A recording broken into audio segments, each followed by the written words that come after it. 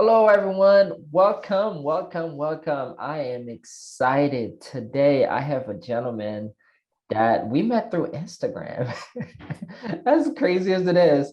But when I started digging and learning about him, I was so amazed. I had to bring him to you guys. So, welcome to Small Biz Tips. I'm here with a good friend, Andre. What's going on, brother? Life is good. Life is good. Today's a good day to do business. I love it. I love it. His energy is amazing. So, but before I even go any further, I want people to know about your story. I think you have a story that's in the movies, really. They're actually So, making a movie. Netflix is doing a movie on my life right now. oh wow, It'll come out in June. congratulations. It'll come out in a couple months. I'm excited for you. Congrats. Thank you. So talk to us. Tell us, why is Netflix making a movie about your life? Netflix is making a movie about my life because I finally given up and I've given in. For 22 years, I just been out here working, building businesses, doing my thing. And people keep coming to me and say, Dre, you got to put your story in a book. I'm like, I don't have time. I'm running a business. Book's not going to help my business. Business is going to help my business. Then they said there's two things. Other people need to know your success and where you came from. And it's going to help your business. So I did the book. There's a company called Scribe out of Texas, Tucker Max, shout out. And they did my book. They did because I didn't have time. I'm a businessman. I don't have time, and I'm not a writer. That's the I other love thing. it. I don't have love time, and I'm not a writer. So I got the #1 ghostwriting company, Scribe, out of Austin, Texas. They did my book. Phenomenal job. I read it, and I cried. That's amazing. Wow. So you read your own book and cried. So Yes, sir. what made you cry? The story. It was like, wow, we live our lives in the middle of things. We don't see it from a distance. I got a friend named Joe Polish. He runs a thing called Genius Network. He has a saying, you can't read the label if you're inside the jar. Ooh, that's so huge. I was inside the jar doing all this stuff. I couldn't read the label of my life. Impactor, businessman, triumphant, victorious, resilient, a winner. I mean, #1 speaker in the world. I'm not reading the label. I'm just in the jar. When the book took me outside of the jar and I could read the label. Wow. Wow. I think it's amazing that you said how the book took you outside of the jar. I think it would be even better if let's go back in time, right? Because you're from Boston, right? And that whole story is written about you. What happened? I mean, I grew up like so many other little kids in the city. Parents were struggling, went through the domestic violence. It was a tough time being Black in the inner city in Boston in the 70s. Kids would throw rocks at us, call us niggas.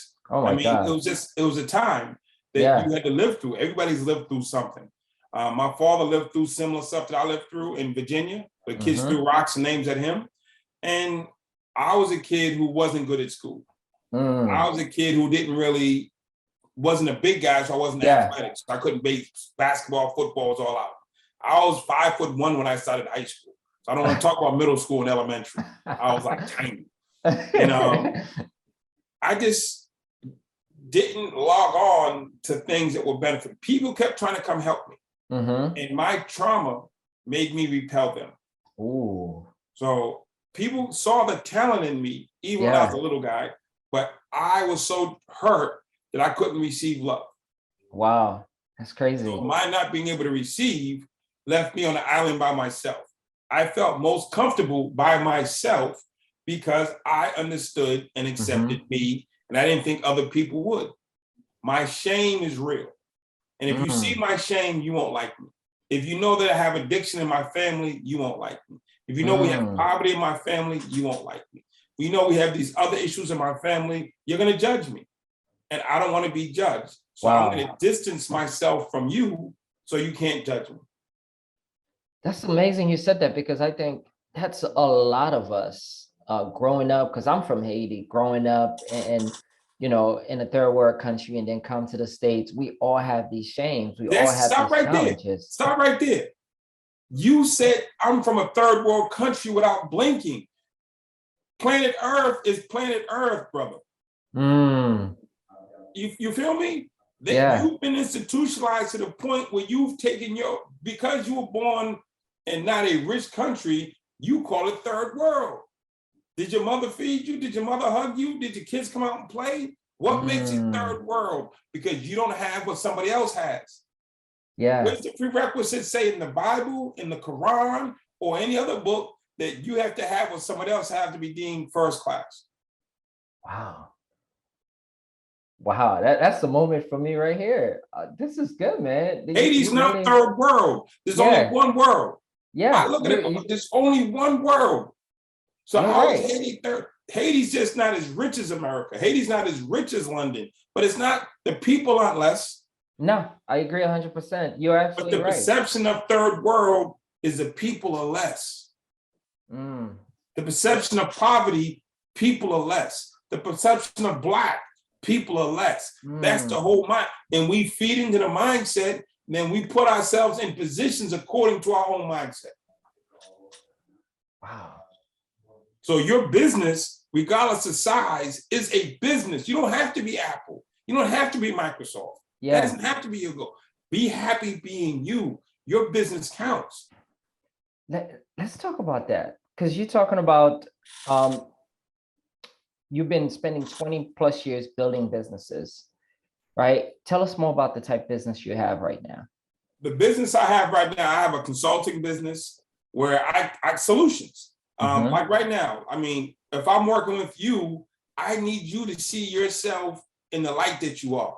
And there's so many people who have these beliefs that have been given to them by their parents, by society, by the media, whoever, that they are not enough.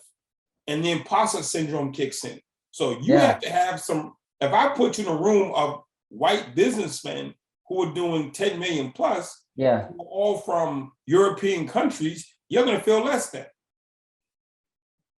Wow. Just because you're from Haiti, because that's the belief.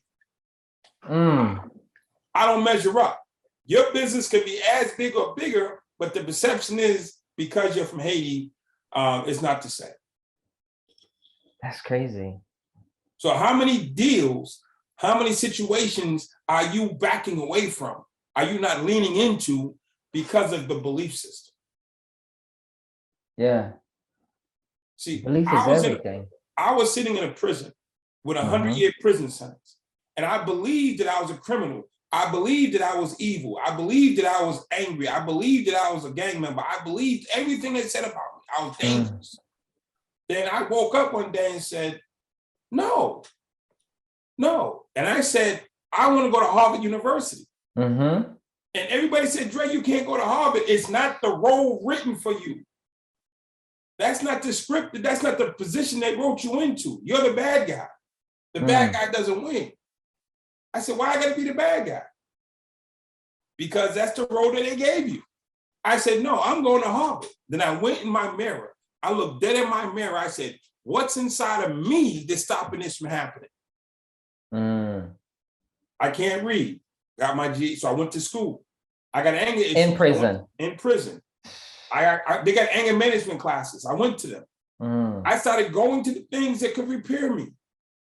I couldn't repair being Black. I can repair not reading. I couldn't repair my height, but I can repair my ability to connect to other people and heal from trauma. And I was holding myself down. And I went from that basement prison. Once I changed my belief, I became a Harvard fellow. Worked at the White House. Worked at London Business School. I'm #1 rated speaker in YPO history. I'm an EO member. I'm a member and a part of Genius Network, the #1 mastermind group in the world. I have friends who run every group that you can imagine. Only because I stopped saying what other people were echoing. And I said, no, inside. No, I'm not going to be a gang member no more. Why? Because I want to be. You made that decision like this, and it changes everything in your life. The craziest thing.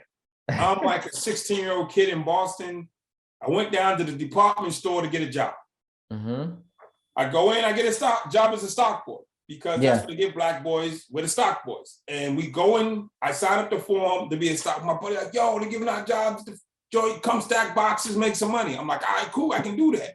So I shoot down there, I sign up for a stock boy. This is before computers. This is in the 80s. We come to the training. When we come to the training, it was like a bunch of people, it was like white folks and us. Yeah. So we sitting there, and the lady comes in, and she's giving a little 1-2 about welcome to the company. We're glad this is orientation. We're about to do our thing. She said, who's here to be a stock boy? Every black and brown hand in the room did this. Oh, wow. I didn't raise my hand. I just sat there. I said, let me see what's coming next. She said, who's here to be a cashier? I went like this.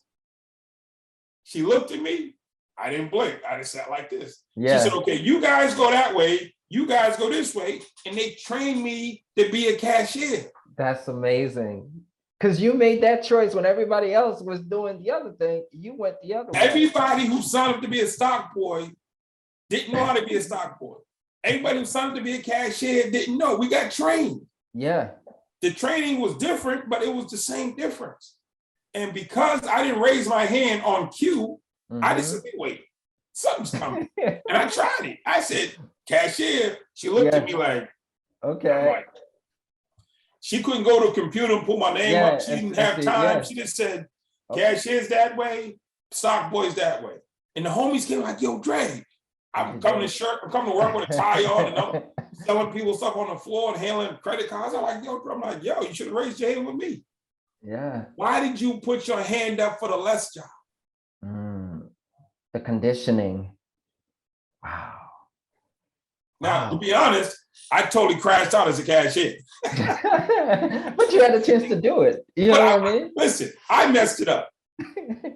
But when they come in and say, hey, who's first word, who's third word? You're not going to raise your hand. Nah. First world, baby. We all in one world. There's only one set of people in the world, and we're all first class. Wow. See, if you guys watching this or listening to this, this is a transformation going on right now with me while I'm having conversation with Andre, which takes me to my next questions, right? Because you've done all these over the past 22 years.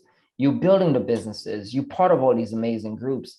What is like 3 big things that you've learned in the past 20 years in business that you still apply every day right now? Mentorship matters. Mentorship matters. A true mentor will change your life tremendously. You can call it a coach, mentor, whatever you want, whatever the term is in 2022 beyond. I have a mentor. I have multiple mentors. Yeah. You don't have to have just one. I got like 20. One time, I'm in Kentucky, and the governor of Kentucky wanted me to take over a prison and become the warden. He said, we're going to give you this prison. You run it. We're going to give you the worst people. You're the most qualified. Thumbs up, go for it. I'm like, I'm going to be a warden. Never in the history of America has a former prisoner become a warden. Come home and become a warden. Never happened. So I called my mentor. Actually, did I go see him? Or I called him. I can't remember. I called my mentor. I was like, yo, Ben, they're about to make me a warden. I'm going on 60 Minutes. I'm going on Oprah. I'm going New York Times, Wall Street Journal. I'm everywhere.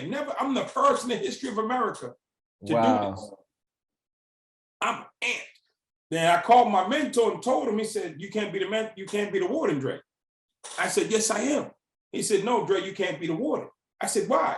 He said, you can't be the warden. I said, you don't get it. You don't understand. Now he went to him, I said, man, you thinking like a white guy. Everything I threw at him. He just sat there and he listened. I kept telling him all the reasons he was wrong. And you don't get it. You've never been locked up. You don't understand the experience. This is the once in a lifetime. He said, then he let me go through my emotions. Yeah. At the end of that, he says, Greg, if you become warden, let me tell you something. 95% of what a warden does, you want no part of. Meetings, lawyers. Look, being a warden has nothing to do with talking to inmates. They don't correlate. You want to talk to the inmates. You don't want to sit in a room with a lawyer all day. Wardens sit in rooms with lawyers all day, in committees all day, in panels all day. That's all they do. And they have people beneath them that actually talk to the prisoners. You're about to sign up for a job that's going to make you miserable. Oh. He said, not only that, if you take the job at this jail and you become the warden, it's great. But now how do you go to another prison? You can't. You can only work at one prison at a time. You can't scale that. Yeah. That is an unscalable system. Miserable. It becomes like a miserable job. Miserable and unscalable. Now he says, how about you design a program to train the wardens in the 5% of what you do great? You create the program on training prison faculty in your system, and that can go to every prison. That can go national, it can go international, and you're not stuck to it. You can be at home watching TV, doing scalable. That is scalable, and it's good to your spirit. And I was like, you're right. He said, he patted me and said, go sit down. No, but it's good. That's like, a good mentor. Yeah. They can tell you no. And honest with you right up front. They'll let you let your emotion out and tell you. So how did you find these type of mentors? You find these type of mentors, they're all over. You just have to just be willing to let somebody else be in charge. As businessmen, as men, as leaders, as women, as people in charge, alphas, the great idea person, relinquishing control is hard. But had I not, I'd have went and took that warden job and I'd have been miserable 5 days in. I couldn't scale it and it would have went horrible. Yeah, and you would have quit. Instead, now I have programs in multiple states. I'm staying at home and everything's going wonderful. That's amazing. Tell us more about some of your programs. Well, I created a company called Academy of Hope. The Academy of Hope is a prison-based program where we go into the facilities and we teach leadership, we teach entrepreneurship, we teach violence interruption. We help the guys understand from a humanistic point that they're not less than. Okay, you've committed this crime, but that doesn't define who you are. Yeah. And you've done wrong. First, you've done wrong, but it doesn't have to be your defining moment. Wow. Let me show you how you can outlive that and outgrow that and impact the world still. And I can tell you because I've done it. So the prison I did my time in, Massachusetts, there was a prison housing block. If you read my book, there's a block that I lived in. I now run that block. I'm in charge of the housing unit that I used to live in. Wow. And they pay me for it. That's amazing, man. So full circle. Yeah, that is. Now, what happens is people have to say, one, mentorship coaching. There's mentors that I don't pay, and then there's coaches that I do pay. Get this system. I see it all the time. People, hey, why don't you be my mentor? You don't even know me. It's because I have money or run a business doesn't mean I'm your mentor. Yeah, exactly. You have to find someone that you can line up with, that you can actually receive from. Because my personality is that of a guy who spent 14 years in the penitentiary. So when we start talking, I'm coming straight at you. You're like, whoa. You pick an ex-felon gang leader as your mentor. What do you think I'm coming at you like? I'm not a nun. I'm going to straight to your face. Yo, that's some bullshit. That ain't going to work. But you're supposed to hug me, pat me on my back, Dre, celebrate my wins. We don't celebrate wins in prison. I don't do small wins. I got a coach who used to always celebrate small wins. Great guy. Yeah. That was his thing. Celebrate small wins. I'm like, small wins don't matter. Stay alive. Stay alive. I come from get it right or die space. So we don't celebrate that you brush your teeth. Nah. The mindset is amazing, man. It takes me to two last questions for you. One question is, what is that one tip that you would share with any business owners that could help them, catapult their business? I mean, you've built networks all over the world. You've done things that a lot of people dream of doing. What's that one thing you would suggest in addition to mentorship? Mentorship, what's the one tip? Systems. Okay. Systems win. There's a guy, Gino Wickman, who wrote Traction. Personal friend, great guy. I love that book. His books on it. His new book, Leap, is out. Systems. There's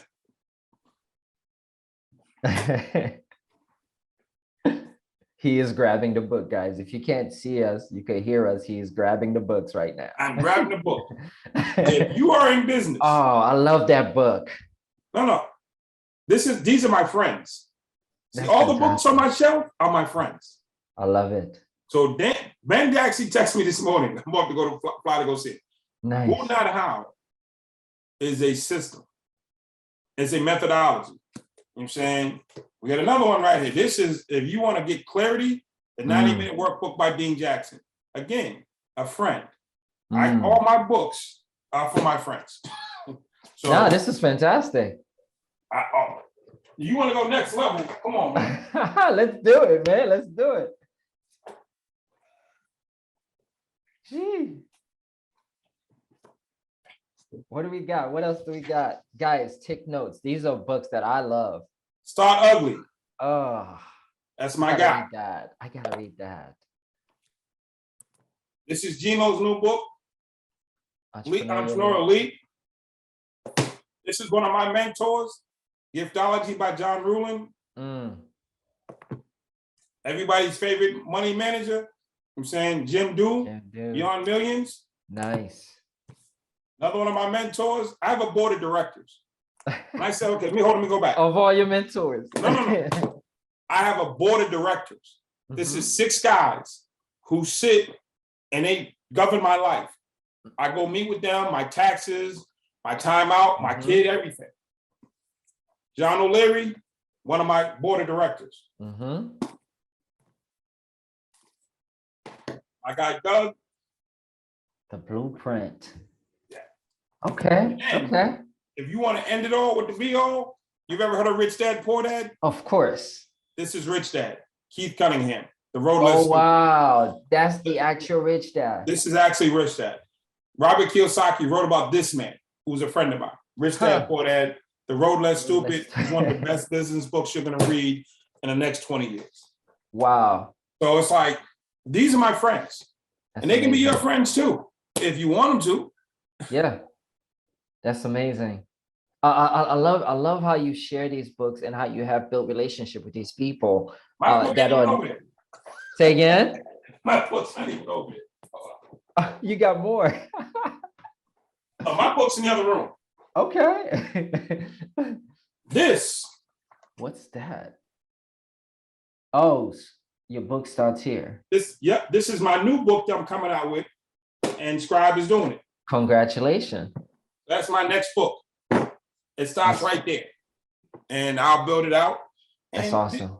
Delegate. Who, not how, delegate. Yes. That book actually changed my life. Who, not how. When I read that book, I started looking at everything that we're doing in the business, and I just started hiring people and to do some of the things that I was doing. And that gave me some of my time back. So really? Yeah. So that's a great book, man. This is. Oh, wow. That's Ben. He just hit me this morning. That's my guy. These are mythical people to me. They're real people and they want to know you. Stop with because he wrote a book that sold 1 million copies or whatever. I mean, Never Split the Difference by Chris Voss. Yes. That's my guy. So what I'm saying is these people will know you if you show up and be authentic. Yeah. So I'm hearing mentorship, be authentic. I'm hearing systems. Wow. This is phenomenal, man. How do people get in touch with you if they want to reach out to you? Just send me an email. Plain and simple. That's it. Go to my website, shoot an email. That's but awesome. My thing is this here. Don't talk business and not talk money. Explain that. I go to a picnic and hang out with my cousins. I want to talk about the All-Star game. I got a crew for that. Yeah. If you're calling me to talk business, make sure you talk money. It's not being disrespectful. I'm not greedy. It's the same thing. When people walk into your place of business, you want them to spend money. Absolutely. So it's not, hey, Dre, I just want to hang out with you for a half hour. That's great, but I got 500 people want to spend a half hour with me. That's 250 hours that just went out the window. So if you want to talk business, all day. You want to make your business better, all day. I love it. I don't have a coaching program. I don't have a funnel. I don't have any of this. Yeah. Because it's not what I do. But he was like, I've had people say, hey, Dre, I want you to come coach me and I'll do some stuff for them. Or I refer them to somebody else. Yeah. That's awesome, man. Yeah. But everything I have in my house, I paid for. And I bought the best. I got an iPhone 13 Max. You know what I'm saying? I bought this. I got this little thing that clips on the back. My little battery pack. $100. Yeah. You know what I'm saying? I have my iPad, whatever, Max Pro. Everything I got here from I literally kid you not. This is not these pens. I ordered 50 of them because they're great pens. I have 50 of these same pens, all colors. The gel 10.0 or something, right? I wrote with one. I said, "Oh, that's a great pen." I went on Amazon. I found it. And I ordered 50 of them. You know what I'm saying? And I spent my money on what I want. Yeah. Everything in my house is what I wanted. That's awesome. Describe $40,000 to get my next book. Well, I mean, that's an investment because that book is gonna be huge for you as well. This 40 grand, but I'll do it. I charge 25,000 a speech. If this gives me 2 speeches, it paid for itself. That's it. It's an investment. I love it. This is amazing, man. See this? What's that? It's my journal. Oh wow. I literally it just came yesterday. So it's a custom-made journal that you did for you got developed for yourself, or this is just a journal I bought. I'm gonna keep notes in. Nice. Stop buying cheap stuff. Why is it important to stop buying cheap stuff? Cheap stuff don't last. I'll give you my cheap stuff story in a minute. This is my journal, and I'll keep my notes in there. When I pull up and pull this out, I'm serious about taking notes. Okay. I've invested in like a high-end journal. Yeah. Like $40. But when I pull up, they're like, okay, he's serious. My story about stop buying cheap. It's twofold. I came home from prison and I went to the store and I used to buy like cheap dress shirts. Yeah. $15. I buy it, I wear it a couple times and it would fall apart. I go buy another one. Wear it a couple times and it fall apart because the top fly shirt was $50. For a really good shirt was $50. I'm buying it. I ain't paying $50 for no shirt. So I bought the $15 shirt. I bought the $15 shirt 3 times. So you technically just spent $50. And I still got cheap shirts, not the good one. So I started saying, instead of buying 3 cheap shirts, let me buy 1 good shirt. So I started buying good shirts. Then somebody said, hey, Dre, you're doing a lot of business with businessmen. You got to do Brooks Brothers. So I got off the other brand. I went to Brooks Brothers. No logos, just clean, straightforward. I'm in the Brooks Brothers store one day, and I got the stuff because somebody told me to get it. I'm wearing it. I got the blazer, I got a shirt.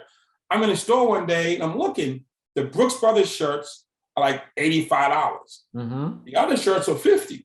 So now I'm like, I started at 15. I went to 50. Now I'm at 85. And I couldn't make it make sense. So I went in the store one day. I see the guy. I said, dude, why is this shirt $85? He said, that's the price. I said, but there's no markings on it. There's no logo. There's nothing that says Brooks Brothers. He says, yeah, I know. I said, but why should I? The other shirt, the Ralph Lauren shirt, has a little horse on it. Everybody recognizes it. It's $50 and it's instantly recognizable. Why don't I buy that one? He says, I don't know. I said, what's the difference between the shirts? He says, I don't know. I said, how would anybody know that this is a Brooks Brothers shirt and not the $15 shirt I used to buy? He said, I don't know. And I know he knew. He had to take he just wouldn't tell me. I'm like, dude, you got to tell me. And I'm standing there going back and forth. He walks away. I'm like, he's rhyming. He's not trying to tell me the truth. And this guy walked in with his son. And I look. So that's a Brooks Brothers shirt he got on. You know how I knew? Because I had it at my house. Later on that night, I'm watching the news. The newscaster had a Brooks Brothers tie on. You know how I knew? I saw it at the store. And I started recognizing Brooks Brothers clothes, and it came to me, ding, ding, ding. You know because you know. Boom. I love it. If you're not in this space, you won't know. Yeah. And I'm like, people know because they know. There's so many people, you don't know what you don't know. Yeah. I agree. So you're walking around thinking, oh, I got the, but if you wear this type of stuff, you will recognize. Yeah. Like right now, my whole closet is Lululemon. Everything I own is Lululemon. I'm Lululemon down to the socks. Everything. And it's like, it's not a hood brand or whatever you want to call it, but it's comfortable clothes. I just started doing yoga. So I'm like, I'm rocked out on Lululemon. That's awesome, man. How do you like yoga? It hurts. But this is the thing. Now ask me who my accountability partner is. And who's your accountability partner? Baron Baptista, one of the #1 yoga instructors on the planet. Wow.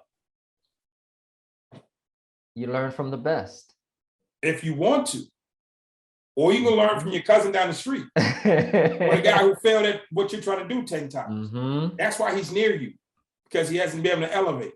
If they're right in front of you, there's a reason they haven't elevated. So I don't ask the person in front of me for advice. That's the person ahead of me for advice. Yeah.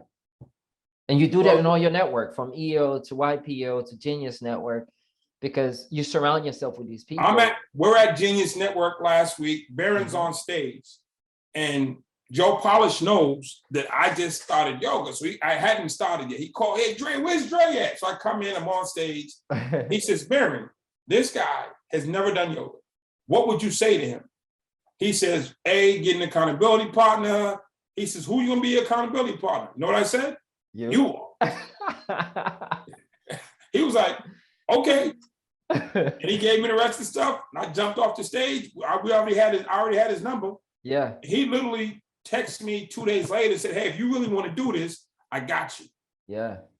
And he's been texting me. I got the #1 yogi on the planet texting me. You know why? Because I spoke up. I didn't think that because he was the #1 yoga instructor on the planet and I had never done it, I didn't have the right to ask him. Yeah. But now that I asked him, I have to meet the expectation of where I am, not where he is. That's amazing, man. Wow, so many gems, so many lessons. I know we're running out of time, so I don't want to keep you too long. I want to say thank you again for your time today. Thank you for sharing these nuggets. I've learned a lot, and I even had a small breakthrough by that quick conversation. And hey, get rid of that vocabulary. And moving forward, I'm not gonna say that anymore. So I want to thank you for this. Thank you for your time. And any last words you want to say to the people? I say to the people that you are enough, but even though you're enough, help and support is always available. Don't be ignorant or arrogant to the point that you can't receive help or instruction. And find somebody that can speak into your life that you respect and you listen to. What constitutes a great mentor is not race, it's not height, it's not weight, it's not money. Are they consistent? Do they care? Do they have capacity? I'm saying, those are the things that matter. I'm saying, those are the things, the character, the consistency, the compassion, I'm saying, the tried and done it. Those are the things that matter in finding a mentor. My top 3 mentors are all white. My #1 mentor, if you read my book, is Natan Schaefer. He's an Orthodox Jewish rabbi. I'm not Jewish, he's not Black, but he's my guy. And then it's not about color, it's about information. Sharing the information. I love Getting the information. Stop trying to share. I don't share with Natan, I listen. I don't share with Ben, I listen. Don't try to go to your mentor and show him how smart you are. You're not equals. You're the mentee, he's the mentor. Shut up and listen. So, I got something to bring to the table? Yeah, me. Shut up. I sit down, I shut up and I listen. I pull out my brand new notebook. Take notes. And I talk, and you talk, I write. I'm not trying to add value to your life. The adding value to your life is me being here so you can mentor me. That's the value add for him. The value add is not my clever tip on the stock market or this new way of doing it. My clever tip is shut up and listen. That you are worthy enough and earned enough and smart enough for me to listen to. Stop trying to compete. I love it. Thank you, sir. Thank you, guys. Definitely check out Andre. Email him, reach out to him. As you can see, he's amazing. I love my website is my name, AndreNorman.com. My Facebook is my name. Instagram is my name. LinkedIn's my name. I'm easy to find. He's easy. And they always reach out to you if they get stuck. Can't seem to figure out why his name won't pop up in Google for me. Pops up for everybody else, but if Google doesn't produce anything for you, or Bing or Yahoo, call the homie, man. He'll tell you. That's it. Thank you guys. Have a good one.